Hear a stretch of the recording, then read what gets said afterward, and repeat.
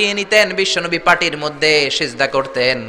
আবার বিশ্বনবী সিজদা করে যখন দাঁড়িয়ে যেতেন, মা আয়েশা আবার আগের মতো পা বিছিয়ে দিতেন। আল্লাহু আকবার।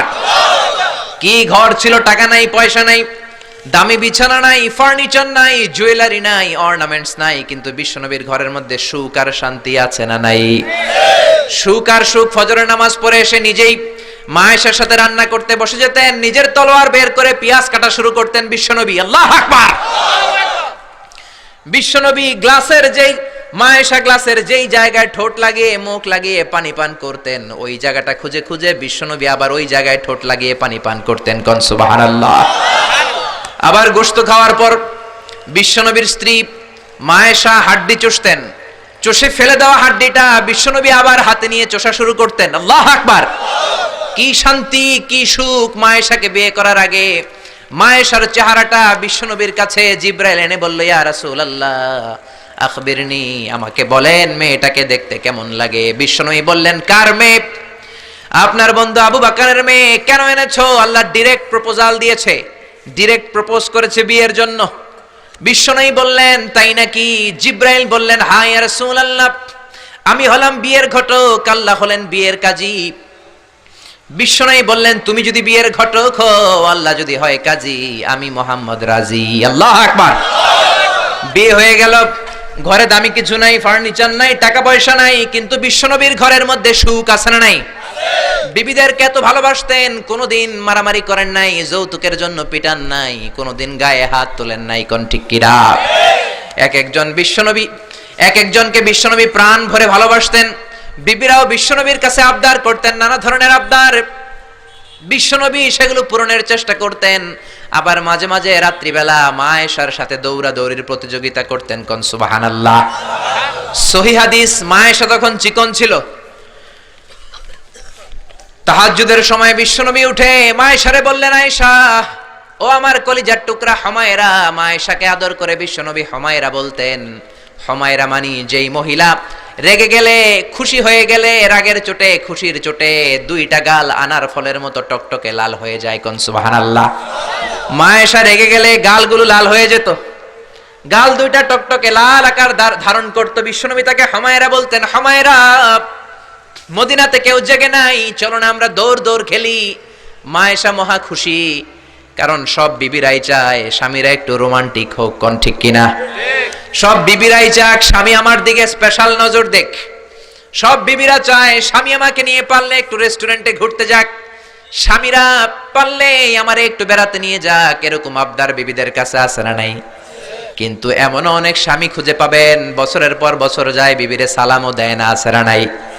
খিটখিটে মেজাজ দেখায়, ধমক দেয়, আবার যৌতুকের জন্য পিটায়। আছে না নাই? জোরে বলেন, আছে না নাই? শয়তান দিল যৌতুক, কোরআন দিয়েছে মোহর। আমরা এখন মোহর ছেড়ে দিয়ে যৌতুকের পেছনে হাঁটি। জোরে বলেন ঠিক কিনা? যৌতুকের চেয়ে জঘন্য অপরাধ সমাজে নাই। কুকুরের গোশত খাওয়া যত গুনাহ, যৌতুক তার চেয়েও বেশি গুনাহ। ঠিক কিনা? কুকুরের গোশত খেলে একটা গুনাহ হয়, হারাম খাওয়ার গুনাহ হয়, কিন্তু যৌতুক খেলে দুইটা গুনাহ হয়। এক হলো হারাম খাওয়ার গুনাহ, দুই হচ্ছে শ্বশুর বাড়ির উপরে জুলুম করার গুনাহ। জোরে বলেন ঠিক কিনা? মা আয়েশা বললেন, ইয়া রাসূলুল্লাহ, আমি দৌড়াদৌড়িতে রাজি। বিশ্বনবী বললেন, লেটস স্টার্ট দ্য কম্পিটিশন, চলো কম্পিটিশন শুরু করি। ওই যে মদিনার মসজিদের পাশে বড় একটা পিলার দেখা যায়, ওই পিলারের মধ্যে কে যে আগে ধরতে পারে রে আয়েশা, চলো আমরা দৌড় দেই। বিশ্বনবী বললেন, ওয়াহিদ ইসনাইনি তালাতা, 1 2 3 লেটস গো, চলো দেই দৌড়। বিশ্বনবী অপেক্ষাকৃত মোটা ছিলেন, মা আয়েশা চিকন ছিলেন। মা আয়েশা দৌড় দিলেন, বিশ্বনবীকে পেছনে ফেলে ওই পিলার ধরে মা আয়েশা ফার্স্ট হয়ে গেলেন। কোন সুবহানাল্লাহ। মা আয়েশা মহা খুশি, খিলখিলিয়ে হাসছেন। বিশ্বনবী মুচকি হাসতেন। আমার নবী কখনো খিলখিলিয়ে হাসেন নাই। আমার নবী সব সময় মুচকি হাসতেন। মুচকি হাসলে বিশ্বনবীর ঠোঁটও দেখা যেত, হালকা একটু দাঁতও দেখা যেত। পরে আল্লাহু আকবার।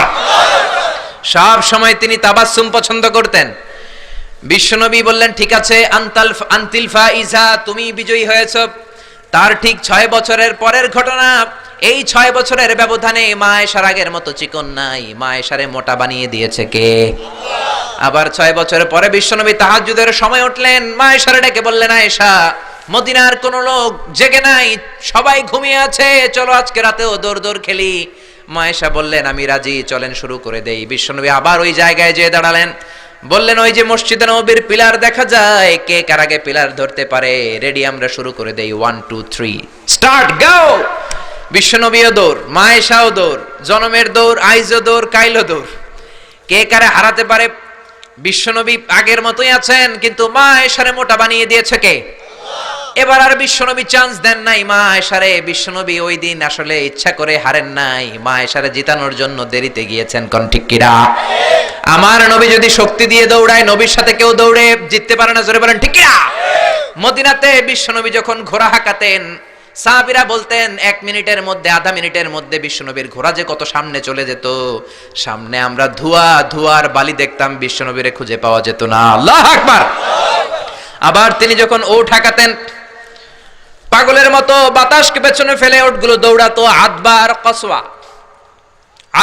আর কসওয়া, এই দুইটা ওট নবী ব্যবহার করতেন। নবী কি ব্যবহার করতেন এগুলো জানেই না। সালমান খান কোন ব্র্যান্ডের টিস্যু দিয়া টয়লেটে যায় এটাও জানে। কোন নায়ক কি করে, সাকিব আল হাসান কোন ড্রিঙ্কস খায় এরকম মাসেল বানাইছে, সবার মুখস্থ আছে না নাই? এরপরে মাশরাফি কেমনে পেস বল করে, ওই প্র্যাকটিস আছে না নাই? কে কেমন কি করে সব মুখস্থ, কিন্তু নবীরা কেমন চলতেন, নবীদের সুনান কি ছিল এটা আমাদের জানা নাই। জোরে বলেন ঠিক কিনা? বিশ্বনবী যদি দৌড়ের মতো দৌড় দেয় কেউ পারে না, এমন শক্তি আল্লাহ বিশ্বনবীর মাসলের মধ্যে দিয়েছেন। কাউরে একবার ধরলে খবর আছে না নাই? মক্কার সবচেয়ে বড় কুস্তিগিরের নাম হলো রুকানা। রুকানার সাথে কুস্তিতে কেউ পারে না। সাহাবীরা বললেন ইয়া রাসূলুল্লাহ, ইয়া হাবিবাল্লাহ, কোনদিন আপনি রুকানার কাছে যাবেন না, কেননা রুকানা হলো সব চাইতে বড় কুস্তিগির, রুকানা কুস্তি দিলে আপনি পারবেন না। কিন্তু বিশ্বনবীর দাওয়াত তো কোনো গুটি কয়েক মানুষের জন্য নয়, সবার জন্য। ঠিক কি না? সবার জন্য দাওয়াত দিতে হবে। বিশ্বনবী ফজরের নামাজের পরে সাহাবাদের চোখকে ফাঁকি দিয়ে রুকানার কাছে চলে গেল। রুকানার কাছে যে বলল ইয়া রুকানা আসলিম তাসলাম, ইসলাম ধর্ম গ্রহণ করো, শান্তি দিবে কে? রুকানা বলে ধর্ম গ্রহণ করব না, একটা শর্তে করতে পারি, কুস্তিতে মুসারাআতে যদি আমাকে হারাতে পারো, আমাকে যদি কুস্তি খেলে হারিয়ে দিতে পারো, তাহলে আমি কালিমা পড়ে নেব। বিশ্বনবী বললেন আমি তো কুস্তি লাগি না, আমি কাউরে মারি না, তবে জাহান্নামের মাইর থেকে বাঁচানোর জন্য আমি এসেছি। বলেন ঠিক কি না? রুকানা বলে না না, আমি রাজি হব না, আমাকে হারিয়ে দিতে পারলে তবেই আমি কালিমা পড়তে রাজি। বিশ্বনবী দয়ার নবী, মায়ার নবী, একটা লোক যদি জাহান্নামের আগুন থেকে বাঁচে, এইটা বিশ্বনবী বেশি বেশি চাইতেন। বিশ্বনবী রাজি হয়ে গেলেন। এবার কুস্তি লাগার পালা। রুকানা একটা হাফ প্যান্ট পরে পজিশন নিচ্ছে। রেসলিং খেলা দেখেন নাই? ডোনাল্ড ট্রাম্পের ট্রাম্প টাওয়ারের ভিতরে এডি খেলে, গায়ের মধ্যে তেল মেখে কুস্তিতে পজিশন নিচ্ছে। বিশ্বনবী পজিশন নেয় না, রুকানা লাফায়, আমার নবী লাফায় না। বিশ্বনবী রুকানারে ডেকে বলল রুকানা লাফাও কেন? রুকানা বলে এই খেলা খেলতে হলে সবার লাফাতে হয়, তুমি লাফাও না কেন? মোহাম্মদ তুমিও লাফাও। বিশ্বনবী বললেন আমি লাফালাফি পছন্দ করি না। আমার নবী সেলাইবিহীন লুঙ্গি ব্যবহার করতেন। সেলাই ছাড়া লুঙ্গি পরে যদি কেউ লাফালাফি করে, বাতাসে সতর খুলে যাওয়ার সম্ভাবনা আছে না নাই? বিশ্বনবী লাফালাফি করেন না, দাঁড়িয়ে আছেন। রুকানা বলে মোহাম্মদ তুমি আগে বক্সিং মারো। বিশ্বনবী বললেন আমি কাউরে মারি না, কারণ আমারটা খাইয়া হজম করার যোগ্যতা কারো নাই। ঠিক কি না? বিশ্বনবী বললেন আমি মারবো না, তুমি মারো। রুকানা বলে তুমি মারো। রুকানারাও রাজি করাতে পারেন না। বিশ্বনবী বক্সিং মারেন নাই। বিশ্বনবীর মোবারক ডান হাতটা নিয়ে রুকানার বাম কাঁধের মধ্যে টাচ করে বিশ্বনবী বললেন ও রুকানা, এত লাফাও কেন, এত লাফাও কেন? বিশ্বনবী ডান হাত দিয়ে কাঁধের মধ্যে ধরতে দেরি, মুহূর্তের মধ্যে রুকানা বেহুশ হয়ে যায়। আল্লাহু আকবার। সবাই রুকানার মাথার মধ্যে পানি ঢালে হুশ করে বলে রুকানা তুই তো বড় শিয়ানা। ওরে রুকানা তুই তো বড়, তোর শিয়ানাগিরি গেল কই? আব্দুল্লাহর বেটা মুহাম্মদ তোরে ঘুষি দেয় নাই, কিক মারে নাই, বক্সিং মারে নাই, শুধু একটু ধরেছে, বেহুশ হলি কেন? রুকানা বলে আরে তোরা তো জানিস না, তোরা কিছু দেখিস নাই, তোরা দেখেছিস মুহাম্মদ হাত দিয়ে আমার গায়ের মধ্যে ধরেছে। আসলে ওইটা হাত ছিল না, আমার মনে হয় গোটা উহুদ পাহাড়টা এসে আমার কাঁধের উপরে চেপে বসেছে। জোরে কোন সুবহানাল্লাহ। বিশ্বনবী রুকানাকে বললেন রুকানা তুমি তো হেরে গেলে, এবার কালিমা পড়ো। কয় না না আমি রেডি আছিলাম না, তুমি আগে ধরছো। মুনাফিকেরা মিথ্যা বলে। জোরে বলেন ঠিক কিনা? কাফিরেরা মিথ্যাবাদী হয়। বিশ্বনবী বললেন ঠিক আছে তাহলে আবার লাগবো। রুকানা বলল তুমি মারো। বিশ্বনবী বললেন প্রথমটা আমি মেরেছি, এইবার তুমি মারো। রুকানা বলে আমি মারবো না, তুমি মারো। বিশ্বনবী আবার রুকানাকে ধরলেন। মুহূর্তের মধ্যে রুকানা আবার বেহুশ হয়ে যায়। সুবহানাল্লাহ কইতে পারলেন না? হুশ ফিরানো হলো। আবার সবাই মাথায় পানি দেয়, আর জেগে ওঠার পরে বলে, রুকানা তুই তো বড় শাহনাগের গেল কই? রুকানা বলে, আবার ওই যে উহুদ পাহাড়, উহুদ পাহাড়, উহুদ পাহাড় আমার কাঁধের উপরে চেপে বসেছে, তোমরা তো খালি চোখে দেখো নাই। বিশ্বনবী বললেন, এবার কালিমা পড়ো। রুকানা বলে, না না, আমার পেটে ক্ষুধা ছিল, আমার গায়ে শক্তি কম ছিল, আমি প্রস্তুত ছিলাম না, পেট ভরে খাবো, খেয়ে দে তোমার সাথে আবার লাগুম। দাইন দাইন তিন দাইন, দাইন দাইন কয় দাইন? খেলা এরকম বলে না অনেকে, দাইন দাইন তিন দাইন, আবার লাগবো, আবার খেলা হবে। আবার বিশ্বনবী ধরলেন, আবার বেহুশ। বিশ্বনবীকে তোরে আর কত বেহুশ করুম? এজন্য আমার নবীর গায়ে শক্তি আছে না নাই? মা আয়েশার সাথে যদি বিশ্বনবী প্রথমবার জোরসে দৌড় দিতেন, কোনোদিন মা আয়েশা পারতো না। মা আয়েশারে জিতিয়ে দেওয়ার জন্য ইচ্ছা করে আস্তে দৌড়েছেন। এবার দ্বিতীয়বার যখন দৌড়ের পালা, মনে আছে তো না ভুলে গেছেন? বিশ্বনবী বললেন 1 2 3 দৌড় দাও। মা আয়েশাও দিলেন দৌড়, বিশ্বনবীও দিলেন দৌড়। এবার মা আয়েশাকে আর চান্স না দিয়ে বিশ্বনবী দৌড়ে যেয়ে পিলার ধরলেন। এবার আর মা আয়েশার মুখে হাসি নাই, এবার রেগে আছে, একেবারে গড়গড় করছে, রেগে জিততে পারে নাই। হেরে গেলে মেয়েদের একটা আলাদা রাগ আছে না নাই? বিশ্বনবী আয়েশার কাছে গেলেন, ডেকে বললেন, হুমায়রা হাদিহি সাবাকাতু বিতিলকা, হাদিহি সাবাকাতু বিতিল, কই যে 7 বছর আগে তুমি আমারে দৌড়ে হারিয়ে দিয়েছিলা, আজকের এই রাতের দৌড়ের প্রতিযোগিতায় তোমারে হারিয়ে ওইটার প্রতিশোধ নিয়ে নিলাম। কোন সুবহানাল্লাহ। মাঝে মাঝে এরকম বউয়ের সাথে প্রতিশোধ খেললে ভালোবাসা বাড়ায় দেয় কে? এজন্য সুযোগ পেলে দৌড়াদৌড়ি খেলবেন। রাজি আছেন তো? নাকি লাঠি লইয়া হেতেরে দৌড়ায় যান, আর হেতিও বাস আল্লাহ দেয় দৌড়? ওই দৌড়া দৌড়ি না, আমিয়া ভালোবাসার দৌড়া দৌড়ি। বিবি আপনার জন্য সাজে, বিবি আপনার জন্য পার্লারে যায়, বিবি আপনার জন্য লিপস্টিক দেয়। একদিনও বিবিরে বললেন না তুমি সুন্দরী? পাশের বাড়ির বড় ভাই বলল, ভাবি আপনার হেব্বি লাগতেছে। ভেজাল আছে না নাই? কথা বলেন, আছে না নাই? আপনার বিবি আপনার জন্য গহনা পরে, আপনার জন্য জুয়েলারি পরে, আপনার জন্য সুন্দর শাড়ি পরে, খোপায় ফুল দেয়, আপনার কাছ থেকে প্রশংসা চায়। একদিনও নজর করে বললেন না তুমি সুন্দরী, তুমি অপ্সরী, অনন্যা, সুস্নিগ্ধা, সুহাসিনী, সুকেশিনী, সুভাষিনী, অসূর্যম পশা, কাজল কালো কেশ, মেঘ কালো কেশ, ডাগর ডাগর হরিণের মতো তোমার দুটি চোখ, একদিনও বললেন না। কিন্তু আপনার ছোট ভাই একদিন বলে ফেললো, ভাবি তোমারে যা লাগতেছে না। ভেজাল বেশি না কম? এজন্য খবরদার, বিবির প্রশংসা করেন, বিবির প্রশংসা করেন। মহিলারা প্রশংসা শুনতে বেশি ভালোবাসে। মহিলাদের সাথে যদি ঝগড়া করেন, ঝগড়া আরো বেড়ে যাবে। মহিলাদেরকে যদি প্রতিদিন কয়েকবার করে বলেন I love you, I am sorry, খুশি হয়ে যাবে। কোন ঠিক কিনা? বিয়ে করার আগে প্র্যাকটিস করবেন আই লাভ ইউ, আর প্র্যাকটিস করবেন I am really sorry. Sorry কইতে না পারলে খবর আছে। আপনি দোষ করলেও সরি, উনি দোষ করলেও আপনি সরি। বারবার সরি আপনাকেই বলতে হবে, তাহলে ফ্যামিলিটারে জান্নাতি ফ্যামিলি বানিয়ে দিবে কে? আর যদি মেজাজ দেখান, আর যদি ঝগড়া করেন, ওই ঝগড়াগুলো ছেলে মেয়েরা শিখবে, ঘরটারে জাহান্নামের ফ্যামিলি বানিয়ে দিবে কে? এজন্য নিয়ত করেন, মহিলাদের কাজের প্রশংসা করবেন, মহিলাদেরকে ভালোবাসবেন। বিশ্বনবী বলেন, হব্বি বাইলাইয়া মিন দুনিয়াকুম সালাস, এই দুনিয়ার 3টা জিনিস আমাকে আল্লাহ পছন্দনীয় করে দিয়েছে। 1 নম্বরে আত্তিব, আমি পারফিউম বা আতর ইউজ করতে পছন্দ করি। 2 নম্বরে হলো আন-নিসা, মহিলাদেরকে পছন্দ করি। 3 নম্বরে কুররাতু আইনি ফিস সালাহ, নামাজের মধ্যে যখন দাঁড়িয়ে থাকি সেটাও পছন্দ করি। আল্লাহু আকবার। আমার নবী পারফিউম দিতেন বেশি বেশি, আমরা দেই এইখানে, নবী দিতেন এইখানে। কারণ বিশ্বনবী আতর ব্যবহার করার পরে সারাদিন যত মানুষের সাথে মুসাফা করতেন, বিশ্বনবীর ব্যবহার করা আতরের ঘ্রাণ সব মানুষের হাতে হাতে চলে যেত। সুবহানাল্লাহ। আবার বিশ্বনবী মহিলাদেরকে ভালোবাসতেন, আবার বলতেন, আল্লাহ আমার কোন ছেলে সন্তান বাঁচিয়ে রাখে নাই, শুধু মেয়েগুলোরে বাঁচিয়ে রেখেছে। আবার ফাতেমার ব্যাপারে বলতেন, ফাতিমা তু বিদউম মিন্নি, ফাতেমা আমার কলিজার টুকরা, যে ফাতেমারে কষ্ট দেয় সেজন্য আমারে কষ্ট দেয়, সেজন্য যে ব্যক্তি ফাতেমার মুখের মধ্যে হাসি ফুটিয়ে দেয় সেজন্য আমি বিশ্বনবীর মুখের মধ্যে হাসি ফুটিয়ে দেয়। আল্লাহু আকবার। এই জন্য নারীদের প্রশংসা করতে রাজি আছেন তো? স্ত্রীর সাথে ভালো সম্পর্ক রাখতে রাজি আছেন তো? এক ওয়াজে একজন মোটিভেটেড হয়েছে আলোচনা শুনে, যে না, বিবির প্রশংসা করতে হবে, আজীবন তো খারাপ আচরণ করলাম, আজকে যে একটু প্রশংসা করে দেখি। বাড়িতে চলে গেছে, বিবির প্রশংসা করবে। বিবি খাবার দিয়েছে, খেতে বসেছে, স্বামী খায় আর বিবি বসে বসে দেখছে, স্বামী মিটমিট করে হাসে। বিবি বলে, ওয়াজ থেকে আসছো, এবার খাবার খাচ্ছ, ভালো কথা, মিটমিট করে হাসো কেন?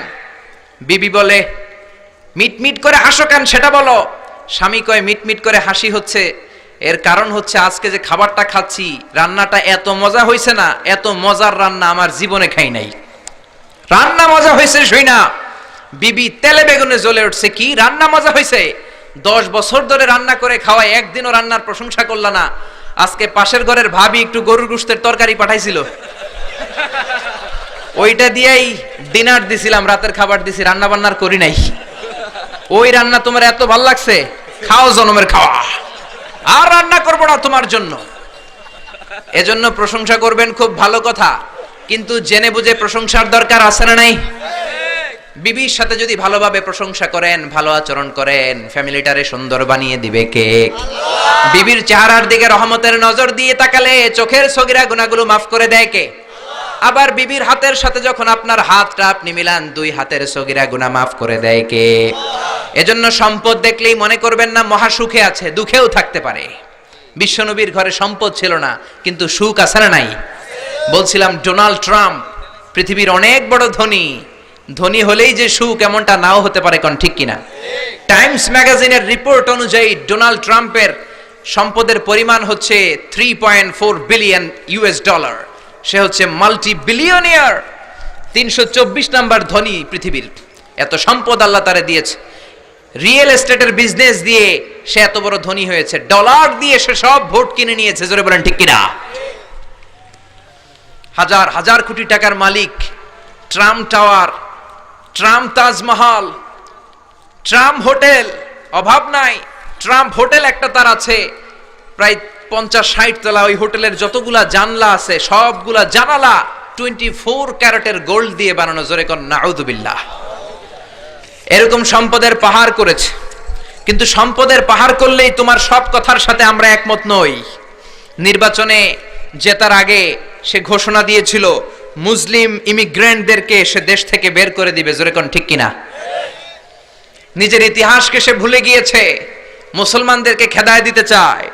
ডোনাল্ড ট্রাম্পের বাপ দাদা কিন্তু আসল আমেরিকান নয়, ওর বাবা এসেছে জার্মানি থেকে, ওর বাবা হচ্ছে জার্মান, মা হচ্ছে স্কটিশ, স্কটল্যান্ড থেকে এসেছে। আপনারা জানেন জার্মানি হচ্ছে ইউনাইটেড স্টেটস অফ আমেরিকা থেকে 8000 কিলোমিটার দূরে। তোর বাবা এসেছে 8000 কিলোমিটার দূর থেকে আমেরিকায়, মা এসেছে স্কটল্যান্ড থেকে আমেরিকায়। মুসলমানদেরকে খেদানোর জন্য তোর চুলকানি বাড়ছে, জোরে কোন ঠিক কিনা? এজন্য এসব কথা বলো না, নিজের দেশের জনগণের সেবা শুরু করে দাও। সাইয়েদনা ওমরে ফারুকের জীবনী পড়া শুরু করে দাও। বিশ্বনবীর জীবনী পড়ে যদি আমেরিকার 4টা বছর কাটাও, তোমার জীবনটারে সুন্দর করে দিবে কে? আবার মুসলমানদেরকে সন্ত্রাসী উপাধি দেওয়ার জন্য সে সেরা। এক একটা বড় মুনাফেক, এক একটা আমেরিকার প্রেসিডেন্ট। বিল ক্লিনটন ছিল এক মুনাফেক, তারপরে এসেছে জর্জ ডব্লিউ বুশ, আরেক বড় মুনাফেক। এরপরে গত টার্মে এসেছে বারাক ওবামা, ওর একটা প্রোগ্রামে আমি নিজেও ছিলাম। ও যে কত বড় মুনাফেক কল্পনাও করতে পারবেন না। আর সব মুনাফেকদের হারিয়ে মুনাফিকদের সর্দার আব্দুল্লাহ ইবনে উবাই ইবনে সালুলের চেহারায় এসেছে ডোনাল্ড ট্রাম্প, জোরে বলেন ঠিক কিনা? আমেরিকার প্রেসিডেন্টগুলো এক এক সময় এক একটা আবিষ্কার করে। বিল ক্লিনটন আবিষ্কার করেছিল তালেবান, জর্জ ডব্লিউ বুশ আবিষ্কার করেছিল আল কায়েদা, বারাক ওবামা আবিষ্কার করেছে আইএস, ডোনাল্ড ট্রাম্প যে কি আবিষ্কার করে আল্লাহই জানে, জোরে কোন ঠিক কিনা? গোটা বিশ্বে সন্ত্রাস তারাই করেছে। জাপানের হিরোশিমা নাগাসাকির মধ্যে পারমাণবিক অস্ত্র বম ব্লাস্ট করে লক্ষ লক্ষ জাপানিজদের মেরেছে, ইরাকে তারা মেরেছে, আবার আফগানিস্তানকে ছিন্ন বিচ্ছিন্ন করেছে। ওই আবু গারিব কারাগারের কথা এখনো আমরা ভুলি নাই, ঠিক কিনা? গুয়ান্তানামো বে কারাগারের কথা, যেখানে নির্মম ভাবে মুসলমানদেরকে হত্যা করা হয়েছে, এখনো আমরা ভুলি নাই, কোন ঠিক কিনা? গুয়ান্তানামো বেতে যখন হত্যা করা হয় তখন সন্ত্রাস হয় না, তখন টেরোরিজম হয় না, তখন মানবাধিকার লঙ্ঘন হয় না। সব মানবাধিকার লঙ্ঘন করে মুসলমানেরা, জোরে কোন ঠিক কিনা? এজন্য তোমার জন্য ভালো হবে Donald Trump read hold the biography of the last messenger, read and scan hold the biography of the second caliph of Islam, ওমরে ফারুক। ওমরে ফারুকের জীবনী পড়ে যদি আমেরিকা চালাও, বিশ্বনবীর জীবনী পড়ে যদি আমেরিকা চালাও, আমেরিকাটাকে ঠিকই আল্লাহ সুপার পাওয়ার রাখবে, জোরে বলেন ঠিক কিনা? তা না হলে এমনও হতে পারে ডোনাল্ড ট্রাম্পের মাধ্যমেই আমেরিকার এই সুপার পাওয়ার ক্ষমতা ধ্বংস হয়ে রাশিয়া বা চীন পরাশক্তি হয়ে পৃথিবীতে আবির্ভাব করতে পারে, জোরে বলেন ঠিক কিনা? এজন্য আমরা কোরআন থেকে শুনবো, যেই কোরআন আমাদেরকে হেদায়েত দেয়, যেই কোরআন আমাদেরকে সরল সঠিক পথ দেখায়। জোরে বলেন ঠিক কিনা? কোরআনটাই হচ্ছে হেদায়েতের পথ, আর হেদায়েতের চাবিকাঠি একজনের হাতে, তিনি কে? জোরে বলেন। আল্লাহ বললেন, ইন্নাকা লা তাহদি মান আহবাবতা ওয়ালাকিন্নাল্লাহা ইয়াহদি মান ইয়াশা। ও নবী, আপনি চাইলে হেদায়েত দিতে পারবেন না। হেদায়েতের ক্ষমতা আমি আপনারে দেই নাই, হেদায়েতের মালিক আপনারে বানাই নাই। হেদায়েত একজন করেন, তিনি কে? আল্লাহ। এই জমিনে অনেক নবী ছিল, বাবা ছিল নবী, ছেলের হেদায়েত করতে পারে নাই। ছেলে ছিল নবী, বাবার হেদায়েত করতে পারে নাই। স্বামী ছিল নবী, বিবির হেদায়েত করতে পারে নাই। এই জমিনে অনেক বিবি ছিল আল্লাহর প্রিয় বান্দি, স্বামীর হেদায়েত করতে পারে নাই। কোন ঠিক কিনা? সাইয়েদনা ইব্রাহিম আলাইহিস সালাম, তিনি ছিলেন নবী, উলুল আজমি মিনার রাসূল, জালিল কাদার পয়গম্বর। তার বাবা আজহার ছিল কট্টর কাফের মুশরিক ছিল। ছেলে নবী হয়েও বাবার কিন্তু হেদায়েত করতে পারে। আবার সাইয়েদনা নূহ আলাইহিস সালাম ছিলেন নবী, আউয়ালুর রাসূলি ফিল আলাম, পৃথিবীর প্রথম রাসূল। বাবা নবী হয়ে, রাসূল হয়ে নূহ আলাইহিস সালাম নিজের ছেলের হেদায়েত করতে পারে নাই। আবার লূত আলাইহিস সালাম অনেক বড় নবী ছিলেন, উনি ওনার বিবির হেদায়েত করতে পারেন নাই। আবার আসিয়া অনেক বড় আল্লাহর ওলি ছিলেন, আসিয়া কিন্তু তার স্বামী ফেরাউনের হেদায়েত করতে পারে নাই। জোরে বলেন ঠিক কিনা? এজন্য হেদায়েতের মালিক কে? আল্লাহ বললেন, যালিকাল কিতাবু লা রাইবা ফীহি হুদাল লিল মুত্তাকিন। This is the book whereof there is no doubt in it and a guidance to those who are muttaqin। এটা এমন বই, যে বইয়ে কোনো ভুল নাই, যে বইয়ে কোনো সন্দেহের লেশ মাত্র নাই। মুত্তাকিনদের জন্য হেদায়েত করে এই কোরআনটারে নাজিল করেছে কে? এজন্য কোরআনের মধ্যে হেদায়েত আছে না নাই? এজন্য মানলে এই কিতাবটাকে পুরোটা মানতে হবে। কিছু মানলাম, কিছু ছাড়লাম, এমনটা করা যাবে? জোরে বলেন। কোরআনে সূরা আছে 114টা, 114টা চ্যাপ্টার রয়েছে, 114টা সূরা রয়েছে। মানলে 114টাই মানতে হবে। জোরে বলেন ঠিক কিনা? একদল আছে বেছে বেছে মানে, নরম নরম কথাগুলো মানে, গরম কথা মানতে চায় না। আছে না নাই?